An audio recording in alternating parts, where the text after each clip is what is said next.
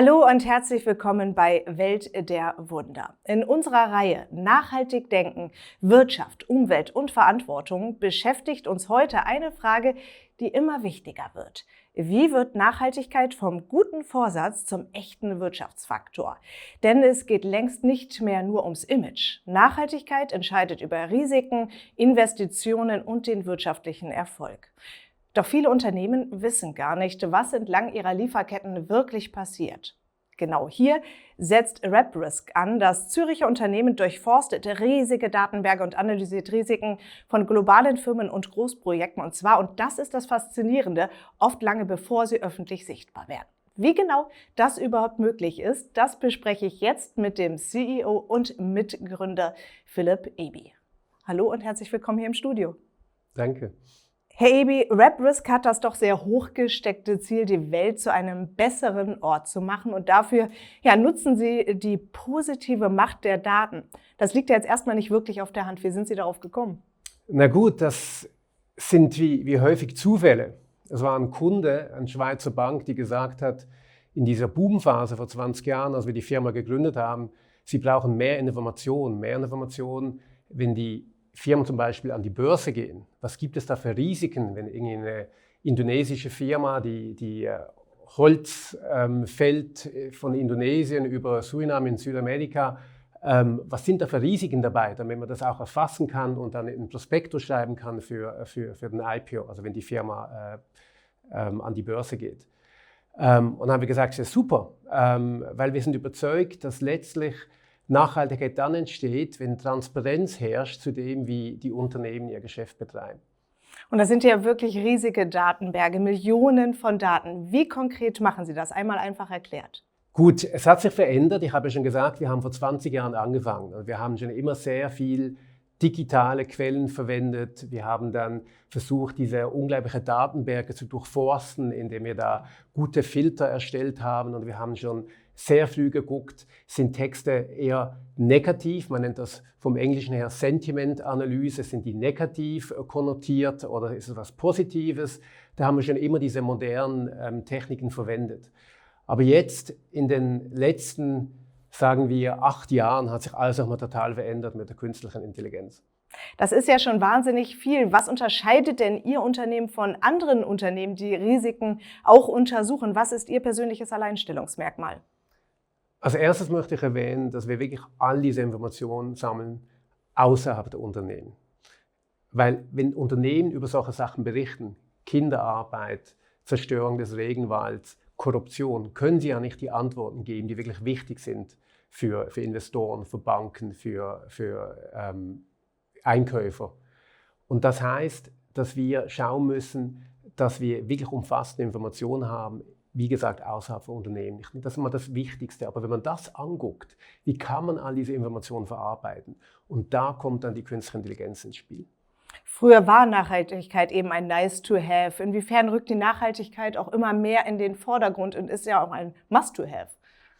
Ich glaube, das verändert sich ja. Wir haben soeben die geopolitische Situation angesprochen. Bei uns in Europa gibt es seit 2022 wieder Krieg. Da geht es auch wieder um Energiesicherheit, da geht es um die Rolle der Verteidigung von Rüstungsfirmen. Das verändert sich die ganze Zeit und das sehen wir schon nur die letzten 20 Jahre. Und deshalb das eine, was bleibt, ist, wenn es einerseits mehr Erwartungen an Unternehmen hat, eben wie behandelt man die Mitarbeiter, wie geht man mit der Lieferkette um, was ist mit Menschenrechtssituationen, mit schlechten Arbeitsbedingungen. Wenn diese Sachen einerseits wichtig sind und dann gleichzeitig Transparenz besteht durch diese Datenmenge, die schon besteht, aber dann noch durchforstet werden kann, heutzutage mit künstlicher Intelligenz, dann bleibt die Nachhaltigkeit ganz, ganz wichtig und dann sieht man wirklich die großen Fortschritte, die wir die letzten 20 Jahre gesehen haben. Und Sie haben es eben schon angesprochen, viele Menschen zweifeln ja auch daran, dass die Firmen, die Unternehmen wirklich nachhaltig sind. Es liegt ja einfach manchmal auch nicht auf der Hand. Wie groß ist denn dieses Transparenzproblem wirklich aus Ihrer Sicht? Ich glaube, heutzutage gibt es so viel Daten. Also wenn man jetzt überlegt, Lieferketten für Kleider zum Beispiel. Da gibt es ja bekanntlich, was man Sweatshops nennt, in Bangladesch und anderen Orten. Aber auch hier gibt es die Möglichkeit, mit einem einfachen Smartphone Bilder zu machen, wie die Arbeitsbedingungen sind. Und genau solche Sachen passieren. Das heißt, die Daten sind da, es gibt Transparenz, aber es gibt quasi wie zu viele Daten, weil das alles wahnsinnig komplexe Themen sind. Wenn ich jetzt beim Thema Kleiderfabriken bleiben will, da hat man schon dann 2011, als es schlimme Todesfälle gab, in Bangladesch hat man versucht, eine Vereinbarung zu machen, was sind die Mindeststandards für die Arbeitsbedingungen.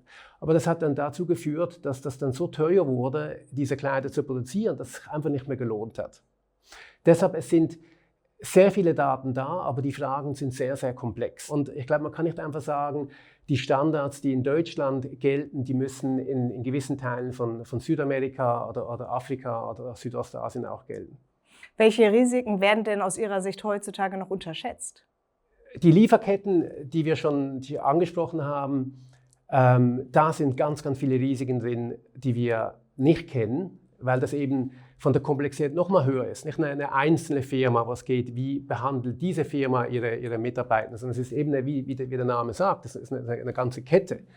Also da gibt es sicher sehr viele Risiken drin und das wird aber dann vermengt mit der Frage, was jetzt immer wieder aufkommt, mit dieser Resilienz. Das heißt, wie kann man sicherstellen, dass wenn Sie ein Chip-Hersteller sind in Deutschland, dass Sie dann alle Materialien bekommen, die Sie brauchen. Und deshalb gibt es hier sicher noch sehr viele Risiken, weil gewisse Lieferanten, die wollen ja nicht unbedingt sagen, wo sie ihre Materialien herbekommen. Und deshalb gibt es hier viele unterschätzte Risiken. Ich glaube, die großen Unternehmen, die werden auch viel stärker quasi mit Röntgenblick angeguckt, als jetzt ein Lieferant, der irgendwie 2 Glieder weg ist von dieser großen Firma. Wir haben die riesigen Datenmengen eben schon besprochen. Es geht eben um Millionen Daten. Wie trennen Sie das eigentlich? Was sind relevante Daten und vielleicht nicht relevante Daten? Da möchte ich nochmal auf die künstliche Intelligenz zu sprechen kommen. Die künstliche Intelligenz, was die erlaubt mit diesen Möglichkeiten, die wir kennen, mit diesen, was auf Englisch ein Large Language Model ist, seit 2022 der Öffentlichkeit bekannt, ist, dass man eben diese riesigen Datenmengen durchforsten kann. Das ist der ganz, ganz große Vorteil. Das konnten wir so vor 2022 nicht machen. Die Frage ist dann, jetzt kann man diese großen Datenmengen durchforsten, aber wie verlässlich sind dann die Informationen? Und hier braucht es eben auch die Menschen, die Analysten, die dann schauen, was sind das für Ergebnisse, auch was sind das überhaupt für Quellen, weil wenn man irgendwie einfach nur ein so Large Language Model verwendet und dann nicht genau weiß, wo diese Informationen herkommen, kann es sein, dass es völlig zufällig ist, dass es nicht reproduzierbar ist, dass das nicht durchgeht, wenn man da zum Beispiel eine Revision macht, ob man das auch reproduzieren kann. Das sind ganz wichtige Aspekte, dass diese neuen Technologien sehr, sehr gut sind für diese riesigen Datenmengen, aber auch mit Risiken kommen, dass es nicht verlässlich ist, dass es zufällig ist oder was ja alle mittlerweile kennen vom eigenen Chatbot, sind diese Halluzinationen. Also Teamwork zwischen KI und trotz allem auch Mensch. Haben Sie ein Beispiel parat eigentlich, wo Sie einmal darlegen können, wo Sie frühzeitig Risiken schon aufdecken konnten?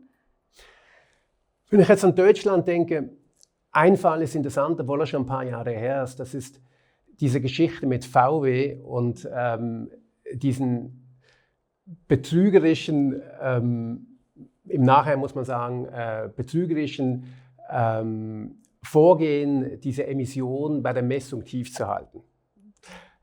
Und das wurde ja ein Riesenskandal, das hat der Volkswagen-Konzern sehr belastet. Aber diese Informationen waren schon ein Jahr vorher den Investoren und den Geschäftspaaren zur Verfügung, weil nämlich das eine ganz bestimmte NGO war, die diese Messung gemacht hat von diesen Abgasen. Noch einmal einfach erklärt, wie genau wurde das aufgedeckt?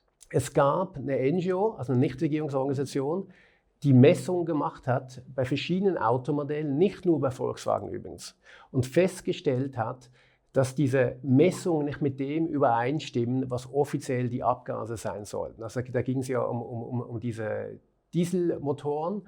Und diese Ergebnisse, die haben wir schon ein Jahr vorher, bevor das der ganzen Öffentlichkeit bekannt wurde, durch eben dann Zeitungsartikel, Fernsehberichte und so weiter. Und eine andere interessante Sache ist die Akquisition von Monsanto durch Bayer. Hier haben wir, seit wir angefangen haben, 2006, wussten wir, dass es ein Pflanzenschutzmittel gab, was problematisch sein kann, je nachdem, wie man es verwendet. Und das ist eben, weil das in Lateinamerika an anderen Orten verwendet wurde, hat es gesundheitliche Auswirkungen gehabt und die kannte man lange. Und hier haben wir alle Informationen gesammelt, aber diese Informationen wurden nicht richtig bewertet und das hat dazu geführt, dass sehr hohe Bußen bezahlt werden mussten, viele Abschreibungen gemacht werden mussten. Da würde mich zum Schluss doch noch einmal interessieren, was treibt Sie denn persönlich an, jeden Tag nach der Wahrheit zu suchen in so einem komplexen Feld, wie die Welt es nun mal ist aktuell? Wir suchen nach der Wahrheit, aber wir kennen sie natürlich nicht. Aber wie gesagt, diese Mission, Transparenz zu schaffen, damit die Unternehmen besser geschäften, das ist mir schon sehr wichtig. Und das liegt, glaube ich, daran, dass ich ursprünglich Klimatologe bin und dann gedacht habe, was kann man jetzt damit machen? Und als ich dann auf den Arbeitsmarkt gab es auch nicht viele Stellen für Klimatologen. Deshalb bin ich dann zuerst ins Consulting gegangen, dann in die Pharmaindustrie. Und dass ich dann 2006 diese Möglichkeit hatte, eben vor 20 Jahren, seinem Unternehmen beizutragen, dass diese Transparenz schafft, wie die Unternehmen geschäften, das hat mich unglaublich motiviert. Und das muss ich sagen, das ist nach wie vor der Grund, weshalb ich jeden Tag gerne aufstehe. Selten wurden mir Daten so persönlich erklärt wie von Ihnen. Vielen Dank für das Gespräch, Philip Aby, hier bei Welt der Wunder.